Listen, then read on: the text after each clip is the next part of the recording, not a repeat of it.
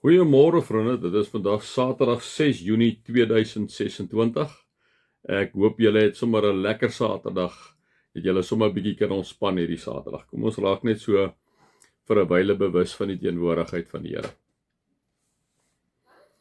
Vader, baie dankie dat ons die voorreg het om sommer so op 'n lekker manier, sommer so oor die telefoon, sommer so oor die media, sommer so oor die lig, hoe ons dit ook al wil stel, by mekaar te kan wees. Here, en dat dit voel asof ons letterlik langs mekaar sit. Baie dankie vir die tegnologie wat U vir ons gegee het, Here, wat ons in staat stel om so te kan gesels met mekaar. En Here, dankie dat U ook op 'n wonderlike manier deur die Gees die tegnologie gebruik en stofmannetjies en stofvroutjies gebruik, wie ons ook al is, waar ons ook al is, of ons in die werk staan, of ons in maatskappy staan, of ons in die mediese beroep staan, of ons onderwys gee, of ons in die magte is, of ons in die supermarkte is, of ons in die winkels is, in besighede.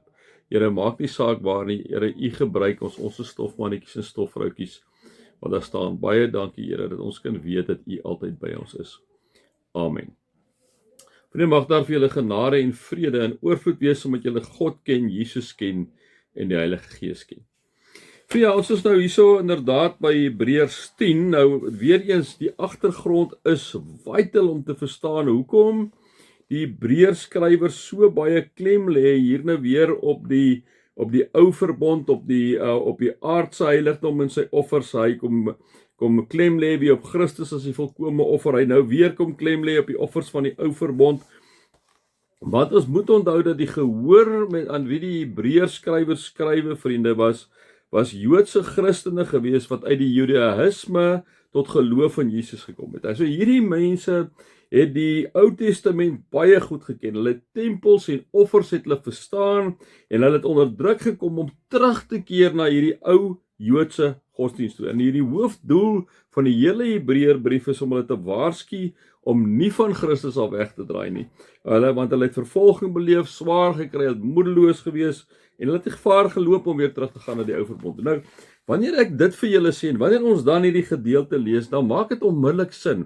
Want wat kom sê die Hebreërs skrywer hierso? Hy kom sê hierso vir hulle in Hebreërs 10, hy sê die wet van Moses sê hy nou vir hierdie Jode wat tot bekering gekom het, wat vir Jesus aangeneem, kom sê hy, die wet van Moses is slegs 'n skadubeeld van die weldade wat sou kom, nie 'n werklike beeld daarvan nie. Ek kom sê hy, so hoor, as jy nou 'n Jood was tot bekering gekom het daai, en die wet, die ou verbond was jou agtergrond, vriende, dan het jy verstaan wat hy gesê het. Hy sê voortdurend, jaar na jaar word dieselfde offers gebring en tog kan die wet, die wat die offers bring, nooit volkome van sonde vrymaak nie.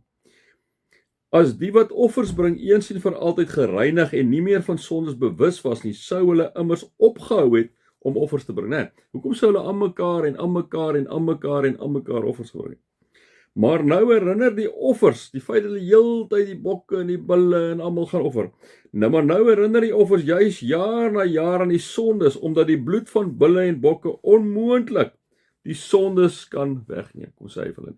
Dan gaan hy aan en sê: daarom sê Christus met sy koms in die wêreld, dit is nie diereoffers en graanoffers wat u wou hê nie, maar die liggaam wat u my gegee het.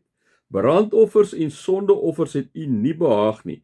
Toe het ek gesê met 'n hoofletter, kyk, ek het gekom, o God, dit is Jesus, om u wil te doen. In die boekrol is dit van my, Jesus, geskrywe. Julle kan nou gaan lees, daar staan as julle sien as ek 'n lettertjies in jou Bybel, daar staan nou waai, kyk hier onder in jou Bybel, staan op Psalm 40, 7 tot 9. Eers sê hy, diereoffers en graanoffers, brandoffers en sondeoffers wou u nie hê nie, en dit het u nie behaag nie. Onthou nou die gehoor met wie hy praat, vriende. Hoewel hierdie offers deur die wet voorgeskryf word, daarna sê hy Jesus, kyk, ek het gekom om u wil te doen. Hy wat Jesus is, skaf dus die eerste offers af om 'n ander offer in die plek daarvan te stel. Omdat God dit so wou, is ons vir hom afgesonder, deurdat Jesus Christus sy liggaam as offer gebring het, eens en vir altyd. Omdat God dit so wou, is ons vir hom afgesonder, deurdat Jesus Christus sy liggaam as offer gebring het, vir eens en vir altyd. Verder, elke priester staan dag vir dag, diens en vir dag, en bring elke keer weer dieselfde offers, wat nog nooit die sondes kan wegneem nie, sê die Hebreërs skrywer vir die Joodse mense, nee. Maar Jesus Christus het een offer vir die sondes gebring en vir altyd aan die regterhand van God gesit. Nou wag hy daar totdat sy vyande aan hom onderwerp is. Deur die een offer het hy die wat vir God afgesonder word vir altyd volkome van sonde vrygemaak. Waar hierdie ou verbond moes hulle elke keer as hulle sonde gedoen het, gaan offers bring en diere slag en so dit aangegaan. Jy kan mos nou later dink, ek dink ons sou jou hele kudde uitslag vir al die sondes wat ons aanvang, né? En nou kom sê hy vir hierdie mense, die Joodse mense wat uit Christene geword het, Jesus het nou die ultimate, jy hoef nie meer die diere te bring nie. Jesus het vir eens en vir altyd volkome van jou vir jou van die sonde vrygemaak deurdat hy die volkome offer gebring het in homself. Ook die Heilige Gees betuig dit aan ons wanneer hy sê: "Dit is die verbond wat ek met julle na daardie dae sal sluit," sê die Here. "Ek sal hulle my wette in die hart gee en hulle verstand sal ek dit skrywe." Dan sê hy verder: "Aan hulle sondes en hulle oortredinge sal ek nooit meer dink nie. Waar die sondes vergewe is geen offer daarvoor meer nodig nie." So, die hele gedeelte gaan net daaroor dat hy vir hierdie ouens wat uit die Judaïsme uitkom, Christene geword het, sê, hoorie, onthou net, vergeet nou van die offers, dis verby, dis klaar, los dit agter julle, moenie bang wees nie, moenie weer probeer teruggaan na die ou verbond nie. Jesus is die volkome offer, dit is wat gebeur het, en dit is waaroor hierdie stukkie gaan, en daarom sê ek vir julle, is die kontekste so ontsettend belangrik om te verstaan, vriende, wanneer die ouens hier goed skryf. Anders lees jy hom maar net, en ek bedoel, dit is nou nice om te lees. Maar as jy dit verstaan, dan verstaan jy hoekom in die Hebreërs skrywer hierdie goed vir hulle so skryf, né? My 5 cents vir jou op hierdie Saterdag.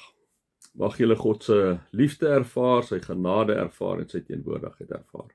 Amen.